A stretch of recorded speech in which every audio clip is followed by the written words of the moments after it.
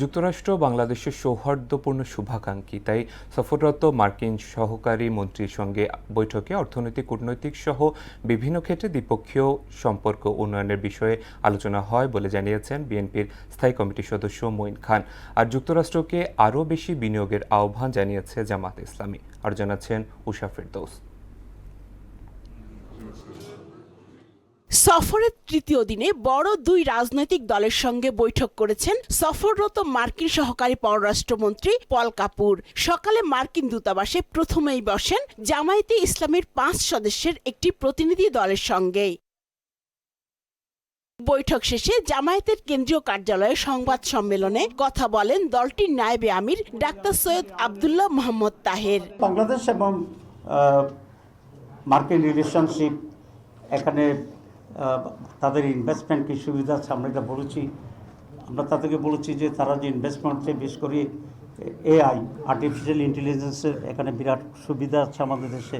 সে barren field এখানে যদি তারা ব্যাপক ইনভেস্ট করে তাহলে আমাদের ছাত্রদের এবং যুবকদের জন্য বিরাট কর্মসংস্থানের বিষয় হয়। ত্রয়োদশ জাতীয় সংসদ নির্বাচনে ইঞ্জিনিয়ারিংয়ের অভিযোগ তুলে অন্তর্বর্তী সরকারের সাবেক উপদেষ্টা রিজওয়ানা হাসানকে জিজ্ঞাসাবাদের আওতায় আনার দাবি জানান তিনি।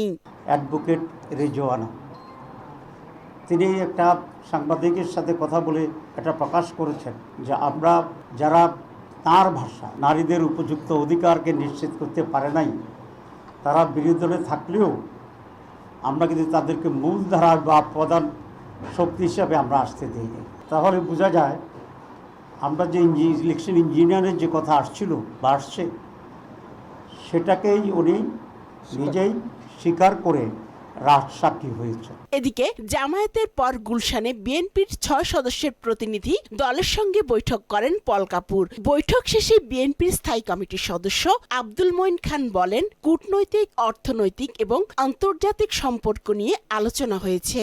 আজকে আমরা যে বিষয়গুলো নিয়ে আলোচনা করেছি সেগুলো মূলত দুটি দেশের জনগণের মধ্যে পারস্পরিক যে সম্পর্ক, সে সম্পর্কের বিষয়গুলো এবং ভবিষ্যৎ যে সরকার, সেই সরকারের যে নীতিমালার বিষয়গুলো।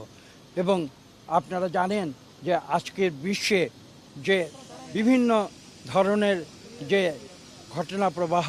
সাংবাদিকদের ব্রিফিংকালে মঈন খান বলেন, বাংলাদেশের অত্যন্ত শুভাকাঙ্ক্ষী রাষ্ট্র হিসেবে যুক্তরাষ্ট্র অতীতে বিভিন্নভাবে সমর্থন দিয়ে এসেছে। সমস্ত কিছু সার্বিক বিষয় নিয়ে আমাদের সঙ্গে আলোচনা। উষা ফেরদৌস, মোহনা সংবাদ, ঢাকা।